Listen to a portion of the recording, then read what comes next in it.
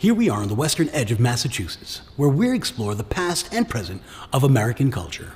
Join us as Artifications explores the Berkshires.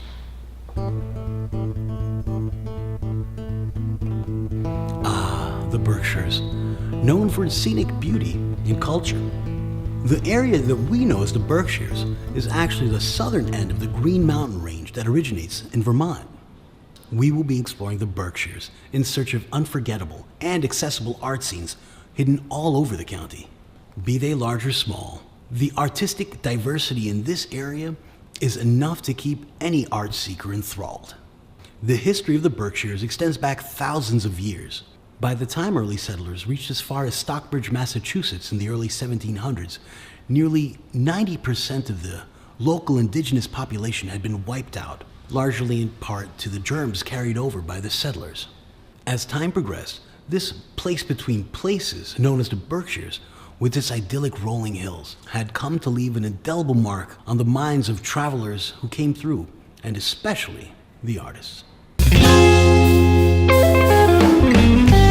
In the northwestern corner of Massachusetts, winding rural roads snake through the Berkshire Mountains and lead to small towns that boast exciting arts and cultural scenes. One of these is Williamstown, home to the Williams College Museum of Art and Sterling and Francis Clark Art Institute. The town first saw population growth in the 1740s as part of an effort by the Massachusetts Bay Colony to encourage settlement in what was then the western frontier of English colonial territory. In 1791, the Williams College was founded as a specific bequest of Colonel Ephraim Williams, who fought in the 7 Years' War. The free school became Williams College in 1793. It currently stands as one of the nation's premier private liberal art institutions. One of its 100 buildings is the illustrious Williams College Museum of Art. The museum, which is free and open to the public, is small, but boasts an impressive, interesting, and eclectic collection of paintings, photography, and archaeological relics, and offers rotating exhibits on a variety of themes. High ceilings and skylights make each gallery feel spacious. The museum's role as an instructional space for college students is also clear, particularly in an exhibit that stems from a project titled Walls. The project loans art from their collection to display in student dorm rooms. The current special exhibition, Dance We Must, treasures from Jacob's Pillow between 1906 and 1940, provides museum goers with a multifaceted artistic and historical experience. The show connects these two distinguished institutions by displaying decades of original costumes alongside promotional photographs, videos, paintings, and drawings. The exhibit explores the lives and works of American modern dance pioneers Ted Shawn and Ruth St. Denis. The pair drew fans and followers from around the world and made a distinct mark on the Berkshires when Shawn established Jacob's Pillow Dance Facility in Becket, Massachusetts in 1930.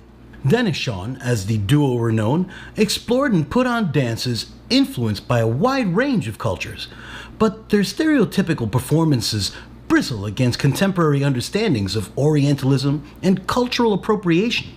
The discomfort in this exhibit is necessary and reminds us that the history of cultural and artistic progress can be simultaneously inspiring and problematic, complicated and beautiful.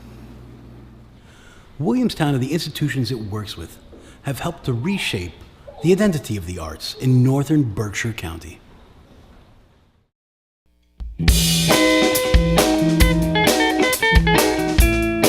We're headed south to what can be considered the heart of the Berkshires. Since the mid-1800s, generations of artists have descended upon this area in search of inspiration. One such popular destination is Lenox. Originally the county seat, Lenox maintains its stately presence with manicured lawns, numerous historical monuments, and an assortment of galleries. Our first stop is a community exhibition taking place at the Lenox Library. Built in 1860, it was the original county courthouse for all of Berkshire County. When the county seat moved north to Pittsfield, the courthouse was repurposed as a lending library. The sheer size of the former courthouse allows for exhibitions by local artists, and we were surprised to find exactly just how much there was to offer.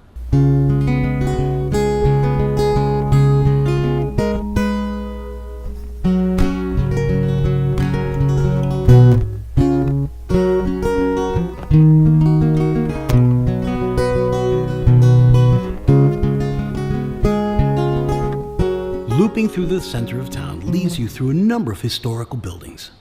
Many of them are occupied by art galleries, personal showcases, and cooperatives. We stopped in one gallery to speak with the organizer about arts in Lenox and its role in the community. Okay, so my name is Harryet Candee, and I opened up this gallery called the Artful Mind Gallery May 1st. It is a connection and a route to my publishing end of things, which I run a business, a magazine called The Artful Mind. This space was offered to me. I fell in love with it. As you can see, it's got very nice history to it. The floors are great, the ceilings are great. The garden's beautiful, the outside, the tile, everything just said, yes, do it. When you publish a magazine, an arts magazine, you're the curator. Now when you transform it to an actual reality space, it's almost like giving yourself wings. If you're interested and you want to get involved, and you don't have to be from the Berkshires, if you want your work out of your closets because you have a lot of it and you love it and you think it's sellable, then maybe we should take a look at it and then see if you would fit into the space.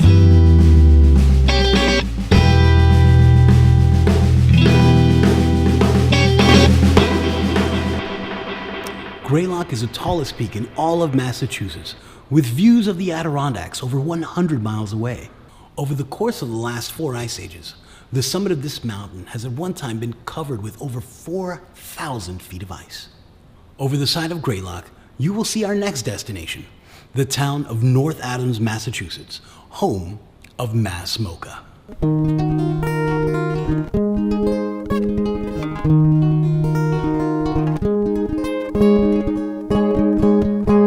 Welcome to Mass MOCA, or Massachusetts Museum of Contemporary Art. This is one of the largest centers for contemporary art in the United States. Over one whole year, it will provide visitors with 75 performances from varying artistic disciplines and hundreds of thousands of square feet of exhibition space. Some of these installations are immense and needed proper space in order to capture their full impact. Other exhibitions cycle through the floors, and you just get the sense you couldn't possibly see everything in just one visit. It was the creation of this beloved arts institution that may have staved this area from possible peril, proving once again that when taken seriously, the arts community and the city community can work peaceably to create sustained economic gains. Since its opening in 1999, Mass MOCA has spearheaded an economic transformation in the region. Not only has it transformed this area into an arts powerhouse, but has also further emboldened the local independent artists in celebrating the town's artistic legacy. We visited a number of these independent galleries around town and stopped at one specific bookend of the North Adams arts community. Welcome to Eclipse Mills. This converted textile mill is home to a bevy of independent artists. Its high ceilings and 10-foot tall glass windows make for ideal showing circumstances for all kinds of art. We stopped to speak with one resident of Eclipse Mills to talk about its role in transforming this local community. My name is Ralph Brill, and I'm the director of the Brill Gallery here, which is located in the Eclipse Mill in North Adams, Massachusetts. This was a cotton mill in the 1800s, and about 10 years ago, this was renovated into 40 artists that live and work here. And 3 of us who are towards the entry here are more commercial. So this is a art gallery, and we have musicians, dancers, writers, a variety of artists that are part of the 40 who own their units. This is a condominium live-work situation. In any case, this exhibition that's up now is called The Tattooed Ladies Along the Mohawk Trail. So the road that runs in front of the Eclipse Mill, where we are today, has another name. It's called the Mohawk Trail. In any case, the Mohawks would bring pelts and maple syrup and trade with the Boston Indians for seashells and medicine.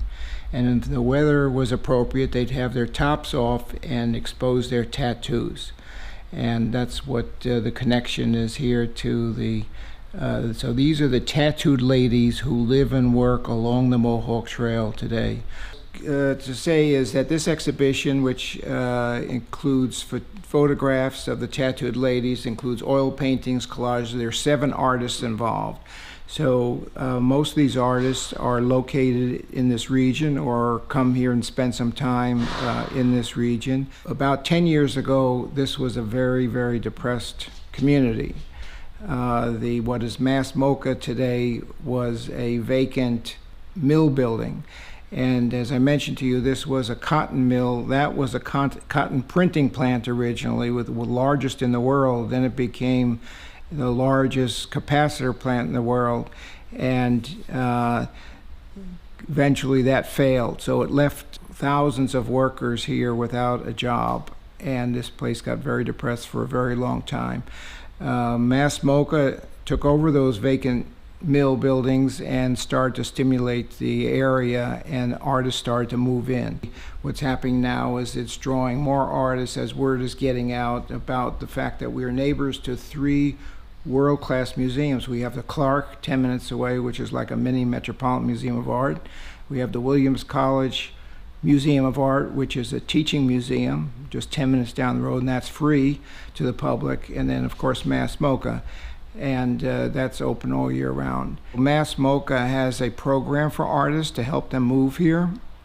We also have artists who, on a regular basis, come in and show portfolio and who want to exhibit as a way to get familiar with the area. And if we're not the right gallery, we might recommend another gallery that might be.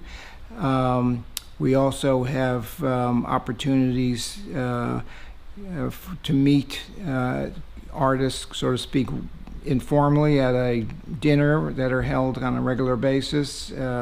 So we're interested in communicating with those artists who have an interest in the area.